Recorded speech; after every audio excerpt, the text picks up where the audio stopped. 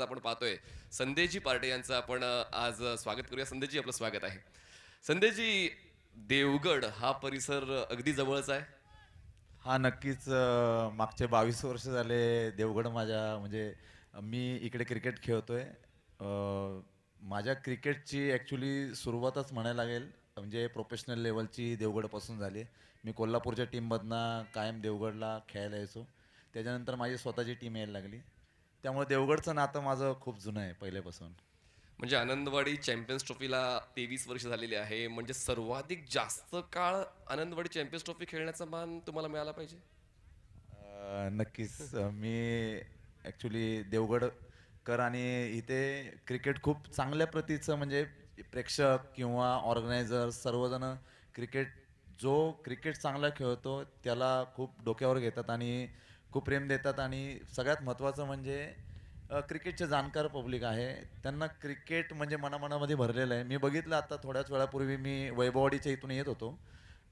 एक ठिकाणी आम्ही चहा नाश्ता करण्यासाठी थांबलो. तर त्यांनी एका मिनिटात विचारलं की तुमची मॅच कधी आहे.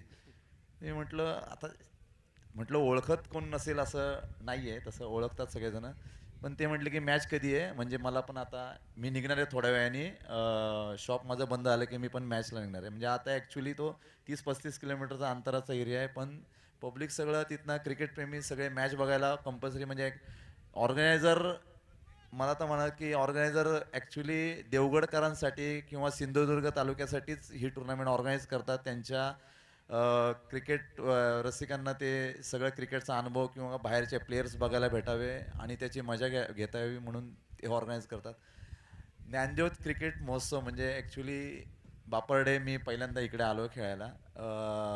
मी यंगस्टार आपलं देवगड आनंदवाडी चॅम्पियन ट्रॉफी त्याच्या अगोदर पण मी खूप टुर्नामेंट खेळलो आहे. पण आता मी ऑनलाईन ही मॅच बघत होतो 2-3 दिवस.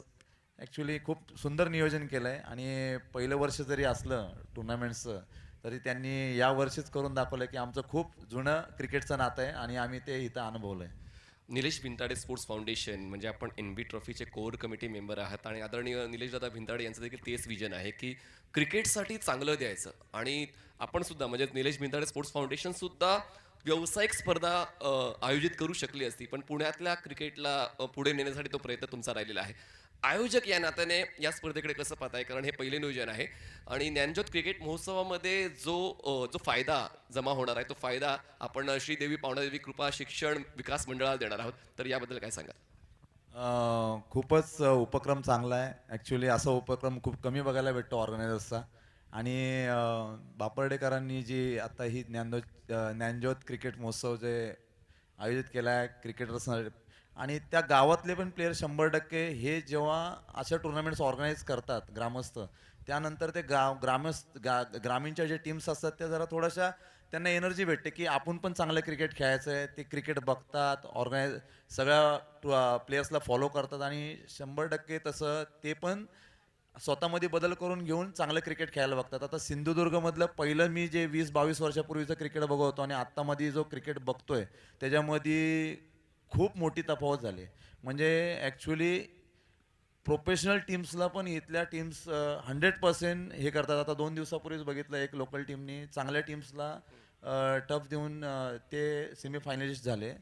तर ॲक्च्युली इकडचं क्रिकेट आता खूप वरच्या लेवलला गेलेलं आहे आणि नक्कीच ह्याच्या पुढे अजून 5-10 वर्षांनी जर अशा टुर्नामेंट ऑर्गनाईज होत राहिल्या तर ऑर्गनायझरकडनंच ही पर्वणी असेल प्लेयरसाठी की नक्कीच हेच ऑर्गनायझर्स त्या प्लेयर्सला चान्स देऊन मोठ्या मोठ्या प्लेयर्स घडवतील इकडून सिंधुदुर्गमधून. सिंधुदुर्ग जिल्हा म्हणजे जरी तो दळणवळणाच्या माध्यमातून थोडासा लांब पडतो पुण्याहून किंवा मुंबईहून, तरी सुद्धा सर्व संघ खेळण्यासाठी येतात का? तर तो मानपान आणि तुम्हाला खेळण्यासाठी उत्तम दर्जाचं व्यासपीठ मिळते. आणि म्हणूनच आता आपण जर या व्यावसायिक स्पर्धांचा सिंधुदुर्ग जिल्ह्यामध्ये खूप स्पर्धा होत आहेत. क्रिकेट खूप चांगलं खेळलं जातं, पण 4 स्पर्धा तुम्हाला पाहायला मिळतात मागच्या खूप वर्षांपासून. आनंदवाडी चॅम्पियन्स ट्रॉफी, त्यानंतर रामेश्वर प्रतिष्ठान मिडभाव, यंगस्टार देवगड आणि आता ही ज्ञानज्योत क्रिकेट महोत्सवाची. तर या 4 व्यावसायिक स्पर्धा एकाच परिसरामध्ये, त्याचमुळे देवगड तालुक्याचं नाव महाराष्ट्रामध्ये क्रिकेटच्या माध्यमातून आवर्जून घेतलं जाईल. 100% मी जर आता टेनिस क्रिकेट टुर्नामेंट्समध्ये जर आता बघितलं तर देवगडचं नाव प्रत्येक क्रिकेटरला माहिती आहे. जे अगोदर माहीत नव्हतं. पण आता प्रत्येक क्रिकेटर, टेनिस क्रिकेटर जो प्रोफेशनल लेवलला खेळतो, त्या प्रत्येक क्रिकेटरला देवगडचं नाव माहिती आहे, की बाबा कुठे मला वर्षातून त्याला 2 ते 3 टुर्नामेंट अशा खेळायला भेटतात, की तिथं ॲक्च्युली काय होतं, इकडचे सपोर्टर्स किंवा इकडचे स्पॉन्सर्स वगैरे असे आहेत, की सर्व मोठ्या मोठ्या टीम्सला हायर करतात आणि ते प्लेयर्स इथं घेऊन येतात आणि त्यांना दाखवायचं असतं, की बाबा तिकडच्या सिंधुदुर्गवाल्यांना दाखवायचं असतं, की यांचं क्रिकेट तुम्ही फॉलो करा आणि आमचं देवगडचं क्रिकेट तुम्ही किंवा सिंधुदुर्गचं क्रिकेट मोठं करा. मग आपल्या संघ मला कसं नाव आणि आपण आज कुठल्या संघाअंतर्गत खेळताय? मी भावेश इलेव्हन सावंतवाडी टीमकडनं खेळतोय. म्हणजे महादेव नाईक आमचे ओनर आहेत आणि त्यांचा आणि माझा खूप जुनं नातं आहे ॲक्च्युली पहिल्यापासून आणि खूप उच्च दर्जाचा व्यक्ती आहे. म्हणजे आपण जसं बिईंग ह्युमन म्हणतो तसा आणि पहिल्यापासून आमचे कॉन्टॅक्ट्स असतात आणि ॲक्च्युली क्रिकेटर लोकांना खूप सपोर्ट्स केलेला आहे यांनी महादेव नाईकांनी आणि नक्कीच ह्याच्यापुढं पण करत राहतील आणि आमचं हे अशा रिलेशन्स ते खूप त्यामुळं क्रिकेटच्या याने खूप मेंटेन झालेलं आहे. मग आज फक्त एका जिल्ह्यातलेच क्रिकेटपटू भव्यांश इलेव्हन या संघामधून न खेळताना पाहायला मिळतील. हा नक्कीच सर्व पुण्यातले प्लेयर आहेत माझे सगळे पुण्यातले प्लेयर खेळत आहेत आणि चांगला गेम करतील माझे सगळे बऱ्यापैकी 2-3 जर प्लेयर सोडले तर सगळे यंगस्टर्स प्लेयर आहेत जे आत्ता नवीन नवीन क्रिकेट खूप चांगल्या प्रतीचं खेळत आहेत आणि त्यांना आता खूप चांगला चान्स आहे की त्यांना ते परफॉर्मन्स दाखवायचा आणि इथले जे क्रिकेटप्रेमी आहेत त्यांना त्यांचं सगळं जे स्किल आहे ते दाखवण्याचं हे आहे. सिंधुदुर्ग जिल्ह्याच्या क्रिकेटची चर्चा केली, पण पुण्यातल्या जिल्ह्याच्या क्रिकेटची आपण चर्चा करूया. लॉकडाऊनच्या अगोदरचं पुण्यातलं क्रिकेट आणि लॉकडाऊनच्या नंतरचं पुण्यातलं क्रिकेट, फरक कसा स्पष्ट कराल? ॲक्च्युली लॉकडाऊनच्या अगोदर खूप सारे टुर्नामेंट्स व्हायच्या पण लॉकडाऊन नंतर म्हणजे म्हणतात ना काहीतरी बदल होतो तसा बदल झाला पुणे टेनिस क्रिकेटमध्ये आणि खूप चांगल्या दर्जाच्या क्रिकेट जसं आमचे निलेशदादा भिंताडेंनी म्हणजे अशी कन्सेप्ट आणली टेनिस क्रिकेटमध्ये की म्हणजे एन बी स्पोर्ट्स एक अशी कन्सेप्ट आली की पुण्याच्या टेनिस क्रिकेटसाठी काय करायचं असं खूप ऑर्गनायझर्स होते खूप असे सपोर्टर्स होते पुण्यासाठी पण ॲक्च्युली त्यांच्या डोक्यात असा एक वेगळा प्लॅन होता. त्यांनी आम्हाला सांगितलं म्हणजे जसं आमच्या कोर कमिटीमधले सचिन बाड त्यांनी त्यांच्या संकल्पना बुद्धीतल्या संकल्पना क्रिकेटसाठी त्यांनी आणल्या आम्हाला सांगितल्या आम्ही त्यांना सांगितल्या आणि मग ते तसं एक कमिटी बनली आणि मग एन बी ट्रॉफीचा उदय झाला आणि ॲक्च्युली कसं म्हणतात की आम्ही नुसते विचार करून नाही होत ते सगळं हा सगळं जेव्हा तुम्ही एखादी गोष्ट दाखवता तर दाखवण्यासाठी तो एक पाया मजबूत लागतो आणि बिल्डिंग उभी होते जर पाया मजबूत असेल तर तो आमचा पाया निलेशदादा भिंतडे आहेत त्यांच्याशिवाय तर आम्ही ते काही करू शकलो नसतो. पण याच्या पुढे पण त्यांच्या खूप विचार म्हणजे असे ते आम्हाला सांगत असतात की अजून अजून करायचं आहे अजून करायचं आहे हे कमी आहे ह्याच्यापेक्षा आपल्याला जास्त करायचं आहे तर नक्कीच पुण्याचं टेनिस क्रिकेट निलेशदादा खूप वरच्या लेवलला नेऊन ठेवतील 100%. त्याच्यासोबत त्यांची स्वतःची टीम पण चालू आहे ओपनची ओपन क्रिकेट घेते प्रोफेशनल ती संपूर्ण महाराष्ट्रातले चांगले चांगले प्लेयर्स आहेत त्यांना पण खूप सपोर्ट करतात ती पण टीम खूप वरच्या लेवलला गेले. एक वर्ष तर असं होतं की एन बीचं नाव पूर्ण महाराष्ट्र क्रिकेटमध्ये किंवा भारतामध्ये ते वरच्या लेवलला त्यांनी घेऊन गेले ही टीमचं नाव. पहिल्या पर्वात मीच तुम्हाला प्रश्न विचारला होता की आपण ऑल इंडिया कॅटेगरीचे क्रिकेटपटू आयकॉन म्हणून NBA ट्रॉफीमध्ये का खेळवत नाही आहोत. तेव्हा उत्तर होतं की पुण्यातल्या क्रिकेटला मोठं करायचं आहे. 4 पर्व झाले, 5वं पर्व पुढच्या वर्षी येणार आहे. तर त्यासाठी काही तयारी सुरू झाली? हा नक्कीच एकदा पर्व आमचं संपलं की त्याच्या दुसऱ्या तिसऱ्या दिवशी फक्त रेस्ट असतो त्याच्यानंतर आमची तयारी चालू होते. खूप वेगवेगळं नियोजन प्रकारे असतं कारण प्रत्येक वर्षी नवीन काहीतरी करायचं असतं. कमिटी बसते आमची आणि त्याच्यानंतर सगळं डिसिजन आम्ही निलेश दादांना सांगतो हे असं आहे तसं आहे त्याच्यावरती ते सगळे सांगतात की हे असं केलं पाहिजे तसं केलं पाहिजे मग त्या सगळ्या गोष्टी नवीन नवीन चालू होतात. पुढच्या वर्षी 100% नवीन असेल आणि जे यावर्षी काही गोष्टी राहिल्या त्या नक्कीच पुढच्या वर्षी आम्ही भरून काढू आणि पुढच्या वर्षी सर्व पुण्यातले प्लेयर म्हणजे एन बी ट्रॉफी विसरणार नाही अशी आम्ही टुर्नामेंट करणार आहे. एकट्या पुण्यामध्ये जर आता जसा आपण उल्लेख करताय की मी सुद्धा पुण्यामध्ये समालोचन करतो आणि क्रिकेटपटूंचा भरणा आहे प्रचंड, बुद्धिमत्तेचे आणि अनुभवाचे आणि प्रतिभेचे खेळाडू पुण्यातले आहे. पुण्यात जर आपण व्यावसायिक संघांची बांधणी पाहिली तर एकूण किती व्यावसायिक संघ पुण्यातून खेळतात पूर्ण महाराष्ट्रभर? नक्कीच पुण्यात पहिले खूप कमी संघ होते जे संपूर्ण महाराष्ट्रात खेळायचे प्लेयर्स वगैरे. जी माझी टीम डिंगडॉंग टीमच पहिली पुण्यामध्ये पुण्याच्या बाहेर भरपूर ठिकाणी खेळायची आणि एकाच दुसरे बबलू पाटीलची एक टीम सर्व महाराष्ट्रात खेळायचे. 2च टीम होत्या.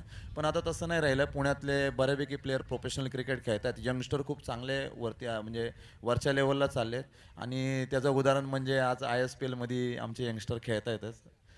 तर तसंच आता बऱ्यापैकी आता पुढच्या म्हणजे याच्यामध्ये पुण्यातलं क्रिकेट आणि आता जे चालू आहे ते आता पुण्यामधल्या जवळजवळ 5 ते 6 टीम्स ज्या बाहेर पार्टिसिपेट करतात, मोठ्या मोठ्या टुर्नामेंटला पार्टिसिपेट करतात.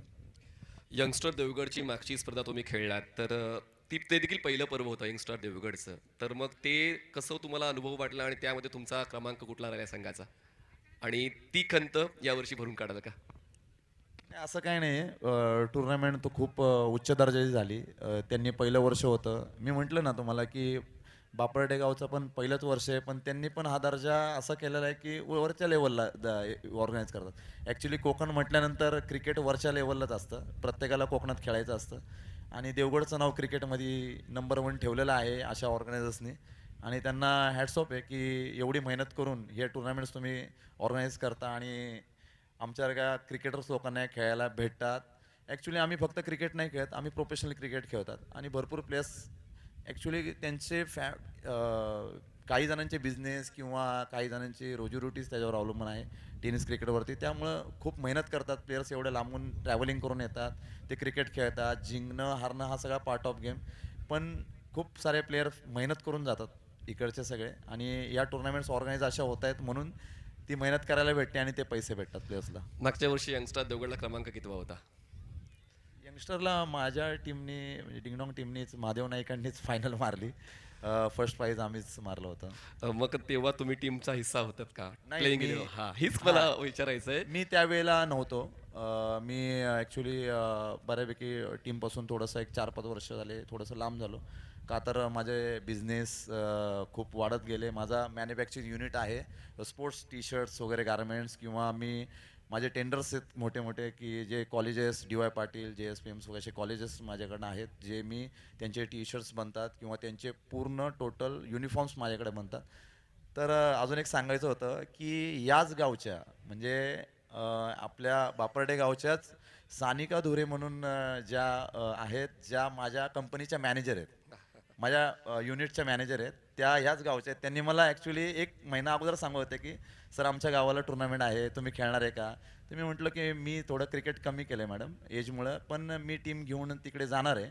माझी टीम जाईल 100% आणि महादेव नाईकांचा कॉल आलाच की आपल्याला तिथं खेळायचं आहे, एंट्री केलेली आहे, तुम्ही टीम चांगली करून घेऊन या. तर मी सांगितलं मॅडमला की मी तुमच्या गावाला चाललो आहे म्हणून आणि नक्कीच मॅडम खूप नाव काढतात ह्या गावाचं आणि त्यांना खूप अभिमान आहे की ते या गावच्या आहेत म्हणून. सर्वोत्कृष्ट दर्जाचा आंबा देवगडात मिळतो आणि त्याचमुळे बापरड हे गाव सुद्धा आंब्यासाठी प्रसिद्ध आहे. तर मग सानिका मॅडम तर मग त्या भेटी घेऊन येत असतील कोकणातून आंब्याच्या. नक्कीच त्या सांगत असतात. पण कसं होतं आमचा वर्कलोड एवढा असतो की त्यांना इकडे यायलाच वेळ भेटत नाही. खूप वर्कलोड असतो त्यांना सगळ्या तिथं गोष्टी फॅक्टरी हँडल करायची असते पूर्ण. कारण की मी मॅचेस खेळत असतो त्याच्यामुळे पूर्ण जबाबदारी त्यांच्यावर दिलेली असते आणि ते मला अशा हे करतात. आता ही एक स्पर्धा आपण खेळली नाही जो क्रिकेट महोत्सव, त्यानंतर पुढची स्पर्धा येते 10 ते 14 आनंदवाडी चॅम्पियन्स ट्रॉफी. ती स्पर्धा खेळणार आहात का? हा नक्कीच खेळणार आहे. त्याच्यानंतर आणखीन एक स्पर्धा येते रामेश्वर प्रतिष्ठान मिडभावची 24 ते 28. नक्कीच खेळणार आहे माझी टीम. त्याच्यानंतर आणखीन एक स्पर्धा येते ती म्हणजे मार्चमध्ये 21 ते 25 नक्कीच यंगस्टर खेळणार आहे. देवगड. आत्ताच म्हणजे महादेव नाईक यांनी सांगितलं की आत्ताच इथं आपल्या कुडाळला एक टुर्नामेंट आहे, त्याच्यानंतर त्यांच्या गावाची स्वतःची टुर्नामेंट आहे. तर त्या टुर्नामेंटला पण माझी टीम खेळते तालुका वाईजला आणि ओपनला. मग फुल फ्लेज या सीझनला प्रत्येक स्पर्धेमध्ये आपली टीम खेळवण्याचा प्रयत्न असेल. हो हो नक्कीच असेल. आज पुण्यातले कुठले क्रिकेटपटू तुम्ही घेऊन आलात या स्पर्धेसाठी? आता माझे सगळे प्लेयर्स आता भरपूर असे नवीन यंगस्टर आहेत जे आता बॉलिंगला खूप चांगली टाकतोय. मनू पठाण आहे, त्याच्यानंतर विशाल धारक म्हणून एक हे सगळे प्लेयर्स आहेत. सिद्धार्थ जाधव आहे, आदित्य जाधव आहे. हे सगळे प्लेयर्स 20-21 वर्षाचे आहेत, 19 वर्षाचे आहेत. हे सगळे यंगस्टर्स प्लेयर आहेत आणि त्याच्यामध्ये नरसिंग पालमपल्ली, सचिन बर्गे, अक्षय तावरे ज्याला म्हणजे ऑलराऊंडर म्हणून खूप नामांकित आहे, कुणाल खोंड, हे सगळे माझे अनुभवी प्लेयर आहेत जे आज इथे खेळत आहेत. तर ओव्हरऑल खूप चांगली चर्चा झालेली आहे आणि तुम्हाला सुद्धा आपण आपल्या सामन्यासाठी खूप साऱ्या शुभेच्छा. तर आपण थोडक्यात थांबतोय आणि थोड्याच वेळानंतर दुसरा सामना सुरू करणार आहोत. तोपर्यंत धन्यवाद. धन्यवाद.